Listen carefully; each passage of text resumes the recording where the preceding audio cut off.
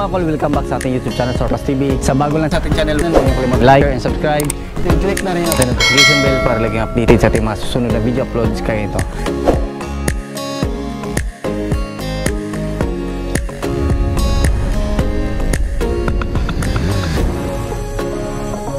Ngayon mga kol, pagkita natin yung ating Suzuki Every Wagon Smiley Edition K6A engine, 660cc, 63 horsepower, 4-speed automatic transmission, all-wheel drive po yung ating unit mga kol. So off-road concept mga kol.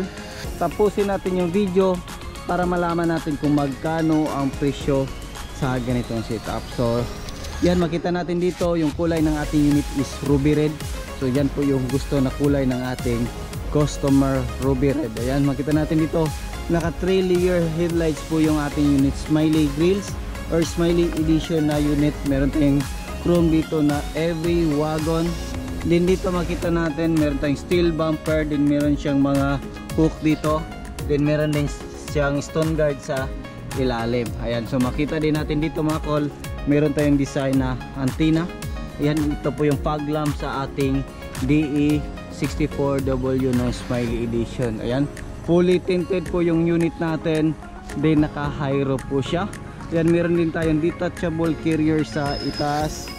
Ayan, so makita natin dito mga kol, meron tayong 14 inches mud terrain tire. So brand yung gulong, brand yung mag wheels po, yan po yung design na napili ng ating customer. So fully undercut yung unit natin, then lifted po ito ng 2 inches. Ayan, so makita natin dito meron tayong customized na fender dito sa ating unit. Ayan, so meron siyang body kit. Yan po yung mga body kit ng Smiley Edition. Ayan, so meron tayong fender light dito. Ayan, dito rin makita natin yung kanyang side mirror is stock lang. Ayan, so retractable at saka auto fold po yan mga kol. Din dito makita natin meron tayong chrome handle. Ayan, makita natin meron siyang Suzuki na liter. Ayan, so makita rin natin dito kinulayan natin ng black yung ano natin, yung door pillar para pag titingnan dito sa malayuan parang buong salamin po yan mga kol. Ayan, so kompleto siya sa rain visor. Ayan, dito makita natin ang ganda ng kulay ng unit natin, napakakinta, basta unsaluratin po yung gagamitin natin. So makita din natin dito mga kol, meron siyang fender din dito sa likuran. Ayan, so same mag wheel sa harap. Ayan, so kinulayan natin ng kulay red yung ating mga brake drum. Then makita natin dito fully undercut yung unit natin, then naka-lift din yung likuran natin. So ayan, so makita din natin dito mayroon tayong original na spoiler sa mga high roof na DE64W. So ito yung taillight na mga Every Wagon na Smiley Edition. Meron tayong emblem dito na Every Wagon. Ayan, so makita din natin dito meron tayong solid na steel bumper dito sa likuran or stiff board. Ayan, so ito yung apakan natin, dito yung plaka natin, then meron tayong bull na towing dito. So bull type po yan mga kol para sa towing. Ayan, so makita din natin dito meron tayong wiper, yung ating third light makita natin dyan, nandyan. So yung mga Every Wagon na DE64W mga kol is buo po yung kanyang glass dito, hindi katulad ng mga DE64B or D17B na hindi siya buo. Ayan, so meron din tayong ladder na nilagay dito. Ayan, napakaganda po ng ladder natin mga kol. Ayan, so dito naman tayo. Ayan, makita din natin yung ating reverse camera dito. Ayan po yung reverse camera ng ating unit. Din dito sa likuran makita natin yung ating third set. Ayan, so left and right po yan. At the same time, pwede natin yung gawing storage box. Ayan, so dito, brand new yung matting natin. Yung ceiling natin is naka VIP concept. Ayan, so yan po yung design na gusto ng ating customer. Black and beige combination, din button type. Ayan, so dito, naka plastic na po yan. Lahat ng mga Every Wagon is plastic na po yung gilid natin. Ayan, so dito naman tayo sa ating sliding door. So yung sliding door natin is double power slide. So ito, bonus na may-ari kasi nag-function yung kanilang power slide. Long press lang natin to mga kol. Ayan, so functional po yung ating remote. So ganun din sa kabilang side, long press lang natin. Ayan, so ayan o, di ba?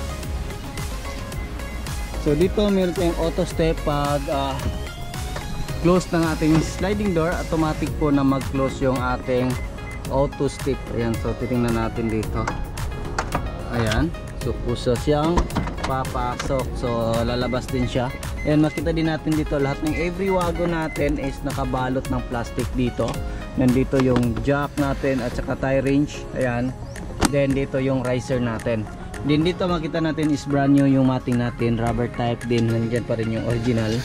Ayan, so yan dito, kompleto siya, seat belt. Ayan, so yung headrest natin nandyan, left and right, kompleto. Cup holder, ayan, same time armrest din, pwede natin yan i-unfold para mas malaki yung espasyo na magagamit natin dito. Kagandahan sa mga every wagon mga kol, kasi pwede natin to i-fold. So titingnan nyo sa ibang mga vlog natin, mayroon tayong mga pinufold nyan para pwede natin gawing mini camper van or mga pang groceries, or marami tayong isakay dito sa loob na ating sasakyan. Ayan, so makita natin dyan is kompleto siya sa cover. Ayan, brand new na din yan mga kol. Ayan, so dito naman makita natin, ayan o, so makita natin dito, brand new yung cover natin dito. Din all power siya mga kol. Ayan, meron siyang auto fold. Ayan, so ilagay natin yung susi natin.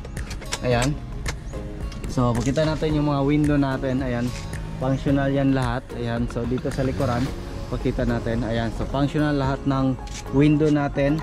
Then yung auto fold natin, ayan, left and right function po yan. So unfold natin, ayan, so function yan lahat. Then dito mayroon tayong push button sa power slide, long press lang natin yan mga call, mag-open na po yung mga sliding door natin. Ayan, dito rin, ayan, so close. Ayan, so long press lang natin. Ito yung mga maganda kasi kung hindi na mag-function yung ating remote sa power slide, pwede natin yung gagamitin. Ayan, dito rin makita natin yung ating pag lamp switch, push on slide, pwede natin yan i-manual. Ayan, si off natin, so ibig sabihin pwede natin yan i-manual. Then kung gusto natin na hindi lalabas yung auto step, pwede din natin yan i-off, turn off natin dyan. Then ayan, manual na yan lahat, hindi na po yan lalabas yung ating auto step. So dito rin, yan, headrest. Then dito, ayan po yung upuan natin, meron siyang armrest, meron din siyang cup holder dito. Ayan, so seat belt kompleto. Ayan, dito meron tayong extra lagayan dyan sa headroom natin. Ganyan, makita natin yung ating sun visor, kompleto, left and right. Center mirror din, yung ating room light dito, kompleto yan. Meron din tayong digital temperature gauge dito. 9 inches Android touchscreen stereo with reverse camera. Then makita natin dito yung dashboard natin is back to original po yung kulay. So yan po yung kagandahan sa mga original na kulay, kasi hindi siya masakit sa mata, hindi siya magre-reflect dito sa ating windshield. Ayan, so dito rin makita natin yung ating hazard switch. Ito yung shifter lever natin, automatic po yan. So meron siyang overdrive dito. Ayan, so meron siyang mga extra lagayan dito. Din meron din dito. Ayan, so makita din natin dito.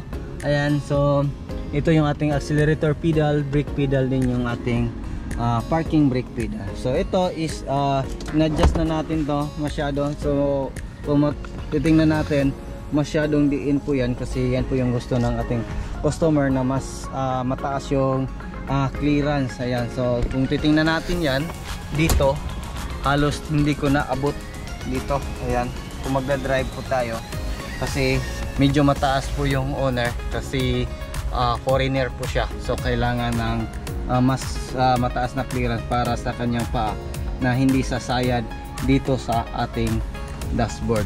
Ayan, so dito naman, so pa-start naman natin yung makina. So yung mileage natin is 142,296. So makita din natin dito yung ating check engine, yung ating power steering indicator, oil indicator, battery indicator.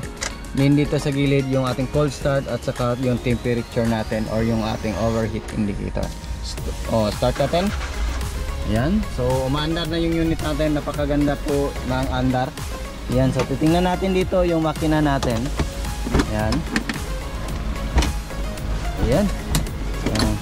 Check natin dito yung makina ng ating unit. So ito yung makina natin. So yung makina natin is K6A engine, 3-cylinder, double overhead cam, 64 horsepower. Yan, so makita natin meron itong 62 Newton meter na torque, maximum torque. Ayan, so naka turbo po ito mga kol. Ito yung turbo natin, makita natin dito tayo mag refill ng engine oil, dito yung ignition coil natin at saka spark plug, PCV valve, yung ating camshaft sensor nandito sa gilid, din ito yung ating injector, isa, dalawa, tatlong injector po yan kasi tatlong or 3 cylinder po yung ating makina. So titingnan naman natin sa kabilang side kung ano yung makikita natin dito. Yan, napakaganda ng unit to, napakaganda ng kulay. So very shine, basta Ansal urethane po yung gagamitin, hindi ka mapahiya sa kintab ng ating unit. Ayan, so yan, tingnan natin dito. Yan, so dito din yung ating chassis number, din ito yung ating gas tank opener. Yan, yan, so makita din natin dito yung ating throttle body. Ito yung throttle body natin mga kol. Nandyan yung ating map sensor, TP sensor, din yung ating IECV valve dito. Ayan, ito yung alternator natin, din yung ating aircon compressor. Dito tayo mag-check ng engine oil. Then dito rin yung ating ATF or yung ating automatic transmission fluid. Ito yung ating air filter housing, main fuse box at saka yung ating ECU. So yan po yung nandyan. So titingnan naman natin kung ano yung dito sa hood ng ating unit, kung ano yung makikita natin. So yan, dito yung hood opener natin. Ayan, yun yung hood opener natin. Ayan, yan, so yung stick, nandiyan yung stick. So ito, makita natin naka body color yan. So makita natin dito yung ating brake fluid reservoir, yung ating relay sa ating headlight, din yung ating coolant reservoir, din yung ating windshield washer. So dito rin makita natin yung ating radiator cap ng ating sasakyan. So yun, fully customized na unit natin, Smiley Edition 3 layer headlights, high roof, double power slide. Yung inabot nito mga kol, off-road concept is 450,000 all in po yan mga kol. Pero yung basic setup nito is nasa 330 yan. Depende na yan kung ano yung mga upgrade. Halimbawa nito, pina-off-road nila, meron siyang mga front and rear bumper, kaya umabot siya ng 450,000. Pag double power slide lang na basic setup nito, running condition is nasa 330,000. Tataas po yan, depende po sa upgrade or concept na gusto ng ating customer. So yan lang muna yung aming vlog for today mga kol. Maraming salamat po sa iyong patuloy na pagsubaybay. Sa bago lang sa ating channel, don't forget to like, share and subscribe. Then click na rin yung notification bell para laging updated sa ating mga susunod na video uploads kagaya ito. Ingat po mga kol and bye bye. God bless po sa ating lahat.